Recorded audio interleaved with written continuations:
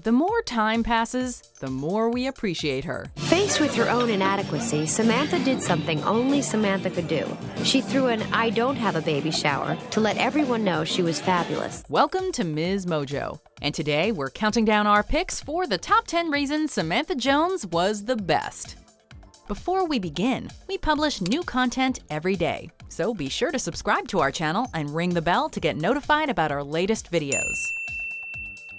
For this list, we're looking at the times that Samantha from Sex and the City proves that she's the one we want to be friends with. Number 10. She always stands up for herself. I will not be judged by you or society.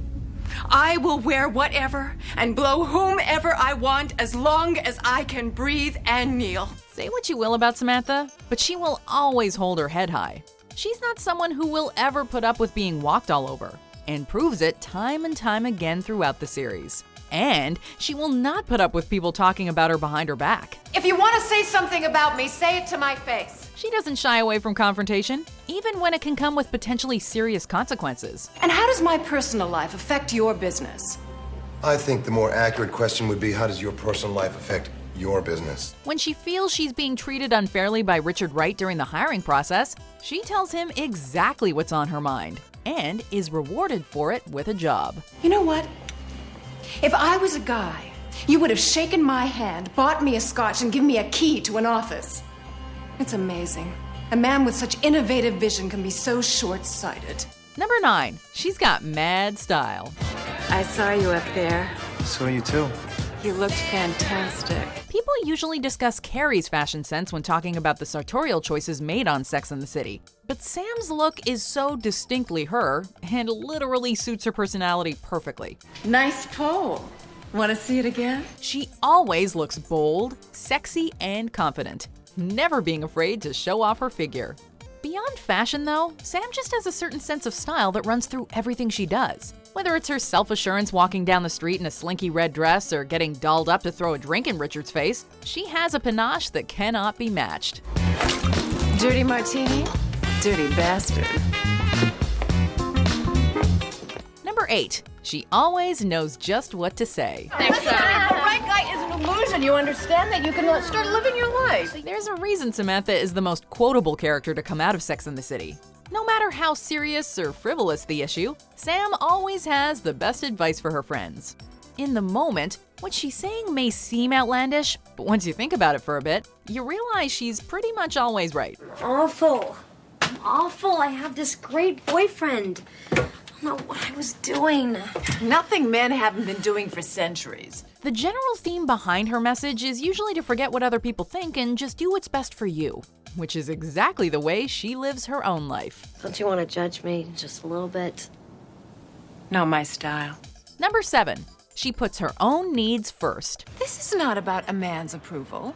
This photo is just for me. One of the most salient themes of the show is perfectly exemplified in one line that Sam utters when she's breaking up with Richard in the 5th season. After much turmoil trying to date him, she tells him simply, Samantha, I love you. I love you too, Richard. But I love me more. Interestingly, it's a line that the writers decided to use again in the first Sex and the City movie, when Sam is deciding that she doesn't want to be with Smith anymore. I love you, but I love me more. She's always focused on what will truly be best for her, not sacrificing everything to make it work with a man. What will you find? I don't know. But that's a risk I'm willing to take. Number 6. She values her career. What can I say? I've arrived! Right from the very beginning, we're introduced to Samantha as a career woman. And throughout the series and movies, she proves again and again how important her work is to her identity. She definitely has some workplace struggles throughout. As noted previously, she struggled with serious sexism when she was trying to get hired to work for Richard. Well, I have to admit, you're the best person for the job. But I'm not going to hire you. Give me one legitimate reason why not. It is always clear that she supports herself financially, and by running her own PR firm, makes enough money to afford fancy Manhattan digs. You see us, Manhattan? We have it all! You go, girl. Number 5, she's not ashamed of aging. And that would make you... I'm 40 5. I have nothing to hide. It's made clear throughout the series that Sam is older than the other girls, but for a long time her age goes unspecified, and it's somewhat implied that the number is something she is atypically insecure about. As the show progresses, however, and she comes into her own even more, she's less reluctant to share her real age, and be proud of that. Is that maybe a little young? I don't know. Exactly how old do you think I am? She doesn't start to radically dress or act differently as she gets older. If anything, she only becomes more confident in her own skin. And not that it matters, but I am 52 and I will rock this dress. Number 4, she doesn't mince words. Well, I'm done with great love. I'm back to great lovers. Samantha always speaks her mind. And if it shocks and offends people, well, she doesn't really care. She has an opinion on pretty much everything. And even if it's a controversial one, she'll share it with you without thinking twice. The good guys screw you, and the bad guys screw you. And the rest of them don't know how to screw you. Trust me. I've done the legwork. Especially when it comes to sex. She is not afraid to be vocal about what she wants. Now, kindly take off those pants and show me your dick. She goes against the typical approach of many people in polite society to sugarcoat or dance around things by just being blunt about absolutely everything. We'd all do well to take a page out of her book, if only sometimes. Front, back, who cares? A hole is a hole. Number 3, she's an amazing friend. Excuse me.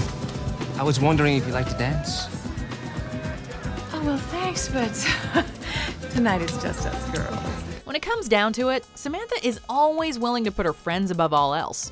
Though she may have a tough exterior, she's really a big softie deep down, and shows a tenderness on occasion that lets people see what she's really like. Well, that sounds like a plan. Because she doesn't believe that women need men to be happy, she's willing to prioritize her female relationships and make them the central ones in her life. Oh, so now you support women in the arts. I support you, and honey, these bitches need to be put in their places. And if one of her friends needs defending, you know she's gonna step up and be there for them. What's going on? She stole my baby name. You bitch. Let's go. Number 2, she believes in sexual liberation. Oh, come on, honey. Nothing's better than sex. Sex and the City has been lauded over the years for its portrayal of female sexuality, and any viewer knows that much of that is due to Samantha. While the other women do, of course, on occasion share progressive views about sex, it's always Sam who pushes the envelope even more, and pushes for sexual equality and female liberation. I'm a trisexual. I'll try anything once. When she enters into a sexual relationship with a woman, she doesn't feel the need to put any labels on it. Well, I'm dating someone. Someone I actually like. Good. Wow. Maria. Honestly, Sam was pretty ahead of her time. Number 1, she's confident AF. If there's one thing that's obvious from everything Samantha does, it's that she's got confidence. A lot of it. Yeah, I am harsh. I'm also demanding, stubborn, self-sufficient, and always right. In bed, at the office, and everywhere else. It's not about being conceited. Rather, she knows exactly who she is and is not ashamed of it. Her self-assurance is rock solid. She doesn't care what people think of her, and acts in whatever way suits her best, in pretty much every situation. Honey, you have to let it go. If I worried what every bitch in New York was saying about me, I'd never leave the house. She'll never get down with petty gossip, because it truly doesn't matter to her. When it comes to her private life, no one is going to tell her what to do. And we can only aspire to having half the confidence she does. Adina, I'm a lovely person. At least get to know me, then hate me. Do you agree with our picks? Check out these other great clips from MsMojo. And be sure to subscribe and ring the bell to be notified about our latest videos.